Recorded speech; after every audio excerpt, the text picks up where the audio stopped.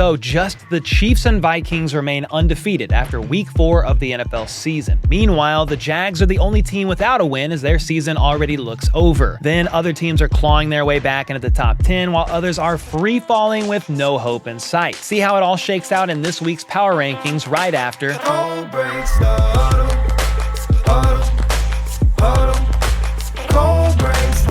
All right, we officially have a new worst team on the CBTH Week 5 Power Rankings, and that is the Jacksonville Jaguars. They are a mess right now, the only winless team remaining in the NFL. Trevor Lawrence has done nothing but lose since signing that massive contract. He's 32nd in completion percentage, and Doug Peterson is likely to get fired here very soon. Next, I have the Patriots, who have now lost 3 in a row after beating the Bengals in week 1. Their offense is abysmal, 31st in points, last in yards, and their O-line is allowing the most pressure in the NFL. So yeah, while I hope they turn to Drake May sooner rather than later so Patriots fans at least have something to be excited about, I can see why they keep starting Jacoby Brissett to protect Drake May. All right, the Titans were last in the rankings in week 4, but a win over the Tua-less Dolphins helped move them up a couple spots this week. Mason Rudolph stepped in for Will Levis, who injured his shoulder in the first quarter, but Levis should be healthy, I believe, following their week 5 bye, and Brian Callahan said Levis is still the starter. I don't know if that's good or bad. I mean, their offense is definitely bad, but their defense is legit. They've given up the fewest yards this season, but a couple pick sixes from Billy Levis have kind of tanked their points allowed. Not their fault. The Carolina Kitties are at 29, moving up a couple spots thanks to the Patriots and Jags falling below them. Andy Dalton has looked much better than Bryce Young and actually gives his team a chance to win some games. Though I don't expect them to win more than 4 or 5 this season, the roster is still bad regardless of who's at quarterback. The Giants nearly beat the Cowboys on Thursday Night Football with Malik Neighbors already looking like one of the best receivers in the league. Their defense is solid, particularly their D-line as they have the 3rd most sacks in the league, but Daniel Jones and the offense have struggled to put points on the board with the G-men sitting at 1-3. I doubt he would be fired in season, but I think Brian Daboll could be another coach that's on the hot seat and could be on his way out after the season wraps up. Next up, the Dolphins are free-falling without Tua Tagovailoa, losing 3 in a row and averaging just 11 points a game, which is the worst in the league. They haven't scored a touchdown since week 2 despite having weapons all over the field.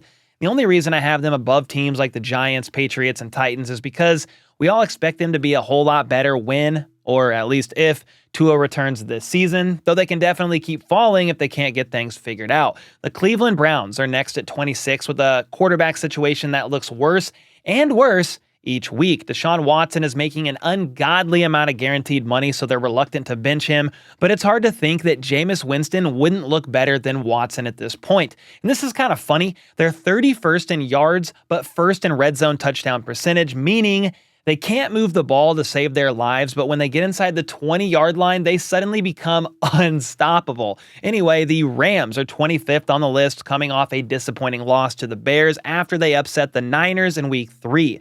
We all know they've been decimated by injuries, plus their defense has given up the 2nd most points and yards so far this year. They're currently 1-3, but if they can get healthy, they could be a team on the rise later in the season. The Raiders are at 24, moving up a couple spots after a narrow win over the Browns. They're currently sitting at 500, but Devontae Adams just requested a trade, and that would be a major loss for their offense if and when they ship him out to a new team. They'd be looking at Jacoby Myers taking over as the number 1 receiver, which isn't great. Plus, they're averaging just 76.3 rushing yards per game, which is 31st in the league. Next up, I have the Cardinals falling a few spots after getting steamrolled by the Commanders 42-14. Kyler Murray, James Conner, Marvin Harrison Jr., and Trey McBride make for a fun offense, but their defense can't get off the field as they're allowing the 5th most rushing yards per game and the 4th most points through 4 weeks. The Bears are coming off a win over the Rams with Caleb Williams continuing to take strides. Keenan Allen is back from injury, and they got their run game going with DeAndre Swift having his best game of the season. If their offense can keep it up, this could be a dangerous team down the stretch considering their defense is a top 10 unit in most categories. Speaking of good defenses, the Broncos have won 2 straight, basically all thanks to their defense allowing only 16 points combined in those games. They're legit. 3rd in points allowed, 2nd in yards allowed, 2nd in red zone touchdown percentage, and 2nd in sacks with 16.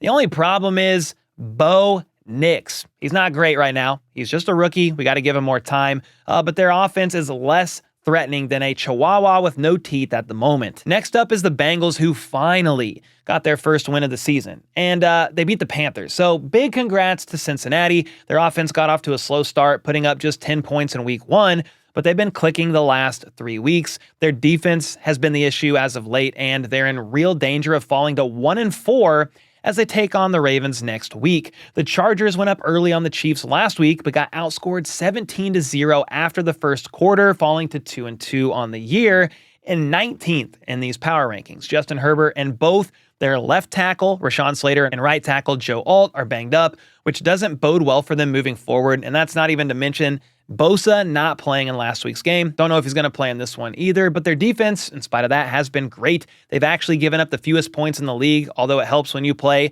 the Panthers, Steelers, and Raiders. They are getting Derwin James back, who's returning from a 1-game suspension. That's going to help bolster the defense even more. Next, I have the Falcons at 18, who just beat the Saints despite not scoring a single offensive touchdown. A muffed punt, a pick six, and Younghoe Koo helped them get to 500, which is perfect for them considering they're pretty average at just about everything. They're not elite at anything, but not terrible either. They have a big divisional game, though, against the Bucs next week, and that could go a long way towards determining the winner of the NFC South. And to round out the bottom half of the power rankings, I have the Jets at 17, who fell 4 spots after losing to the Broncos this week. It was a very ugly game, okay, to say the least, and it almost feels like, though, if this game was played 10 times, the Jets would probably win 8 or 9 of those times. Like I said before, the Broncos' D is legit, so I'm not throwing shade there, but Bo Nix had 60 passing yards, and Greg Zuerlein missed a 50-yard field goal with 47 seconds left that would have likely won New York the game. So we'll see if they can bounce back this week. Though I'm not going to get my hopes up as they take on the 4-0 Vikings in London. The Colts handed the Steelers their first loss of the season and moved to 2-2 themselves after Lord Flacco came in for Anthony Richardson, who left the game early with a hip pointer. They lost their first 2 games of the season by 1 score, so they really could be undefeated or 3-1 right now. But hey, that is life in the NFL. I don't think Anthony Richardson will miss any time, but if he does, we all know Joe Flacco is more than a capable backup. I've got the Cowboys next here at 15, and go ahead and argue and yell at me if you want. They can be lower potentially. I wouldn't be mad at you if you put them lower, but I'm just kind of betting on the talent of this offense and taking into consideration the fact that they've won 12 regular season games in 3 consecutive seasons. They fall apart in the playoffs, but they're a good team in the regular season. With that said, Mike Zimmer's defense is not living up to expectations thus far, and they just put DeMarcus Lawrence on IR with a foot injury, plus Micah Parsons could miss several weeks with an ankle injury. I have the Saints next at 14, who lost their second straight game by 3 points or less. Their offense has come back to earth after 2 40-point games to start the year, but the defense is still playing at a high level. They are getting banged up, though, on that side of the ball. They have allowed just 17.5 points per game, though, and like I said earlier, the Falcons scored on a muffed punt and a pick six, so the Saints' points allowed should be even lower. They have a tough next 2 games as they take on the Chiefs on Monday Night Football, then the Bucs at home in Week 6, and I'm very curious to see where they stand after that. The Eagles took a big fall from 5-13 this week after getting dominated by Baker Mayfield and the Bucs. They're averaging just 15.5 points per game the last 2 weeks, and honestly, they do not look good on either side of the ball right now. I know they didn't have both A.J. Brown or Devontae Smith this week, but that doesn't explain how they gave up nearly 450 yards and 33 points to the Bucs, and why they're giving up the 4th most yards per game this season. Ahead of them, I have the Seahawks, who took their first loss of the season against the Lions on Monday Night Football. A very fun game. Geno Smith actually leads the league in passing yards, and Kenneth Walker looked phenomenal in his first game back from injury, rushing for 3 touchdowns. Now, the argument for them being ranked so low with a 3-1 record is that they beat the Broncos in Bo Nix' first NFL game, then they barely beat the Patriots in overtime, then they blew out the Dolphins without Tua, and the Dolphins are horrible right now. I'm not saying they're bad, but we've yet to see them beat a good team. Honestly, the same kind of goes for this next team, unless you consider the Jets a good team. The Niners are at 11, and they got a nice bounce-back win, beating the piss out of the lowly Patriots en route to getting back to 500. The good news is they're top 10 in both scoring offense and defense. The bad news is that on Monday it was revealed Christian McCaffrey has Achilles tendonitis, and not just one, but both legs. Some are even speculating he could miss the entire season. but we shall see about that. It does help that Jordan Mason has looked excellent as his replacement, but he's still not as dynamic of a weapon as CMC. And that brings us to the top 10. To start us off, I have the Pittsburgh Steelers, who are now 3-1 after falling to the Colts on Sunday.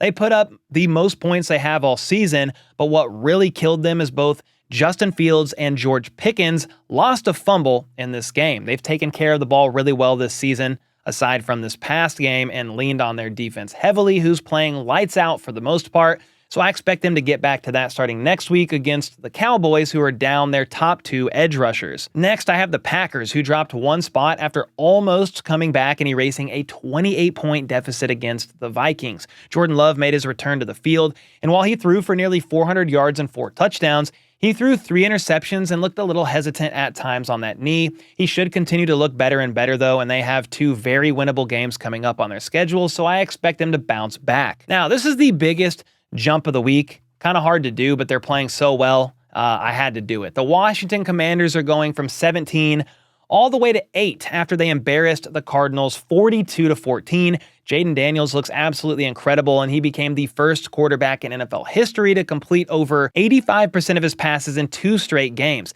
That offense is humming right now, 3rd in points and 6th in yards. However, their defense has been an issue. They've given up over 25 points per game. A great offense and a bad defense does make for some very entertaining shootouts, though, and while I did struggle with moving them up this far, I've bought into the Jaden Daniels hype. Now, the Bucs got back into the top 10, climbing up from 14 after blowing out the Eagles. Baker Mayfield was on fire, and he's currently 6th in passing yards and 2nd in touchdowns right now. Mike Evans doesn't age, and the duo of him and Chris Godwin is still lethal. Add all that with a top 10 defense, and you've got a pretty good football team. They've got 2 division rivals, then a big game against the Ravens coming up, so we shall see where they stack up then. The Texans aren't moving here, even though they did beat the Jags, but the Jags are horrible, and it went down to the wire in order for them to even get the W.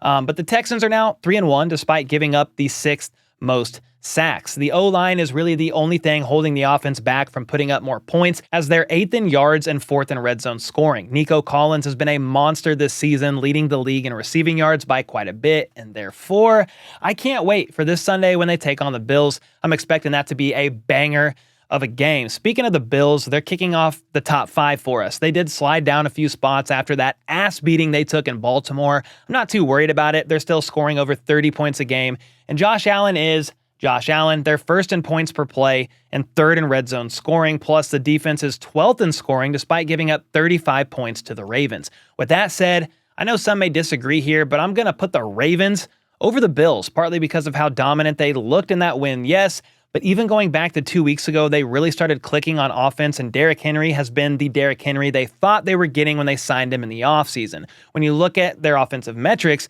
it's not hard to see why they're 4th in the rankings. 5th in points per game, 1st in yards per game, 1st in yards per play, 7th in 3rd down conversions, and 6th in red zone scoring. They are on a roll right now, and I think starting 0-2 pissed them off and motivated them to be even stronger. At number 3, I'm going to put the Lions on there, who just hung 42 points on the Seahawks, with Jared Goff throwing a literal perfect game. He went 18 for 18 for 292 yards and then 2 touchdowns. They have top 10 units on both sides of the ball. But the offense in particular is looking scary right now. Amon-Ra St. Brown, Jamison Williams, and Sam Laporta is about as good of a 3-headed receiving dragon as you'll find, plus Jahmyr Gibbs and David Montgomery. That's one of the best 1-2 backfield punches in the game. Now at number 2, I have the Minnesota Vikings. They avoided catastrophe and held on to beat the Packers after almost blowing a 28-point lead in Lambeau. And while yes, that was scary, this team is continuing to prove they're legit. Sam Darnold leads the NFL in touchdown passes.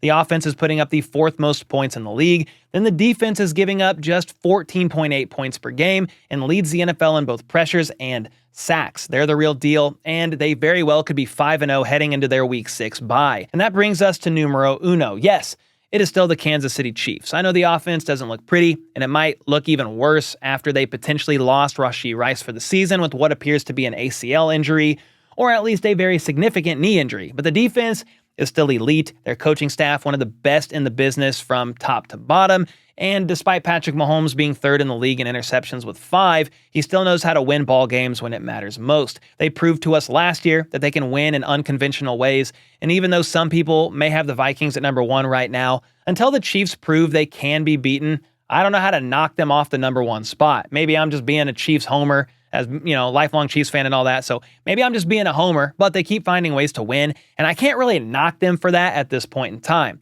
And that concludes my Week 5 power rankings. Do you guys agree with me here on this list, or do you have some bones to pick? Do the Ravens deserve to be back in the top 5? Should the Vikings be at number 1, or is KC still the team to beat? Let me know your thoughts on all this in the comments down below, and with that, I'll see y'all next time.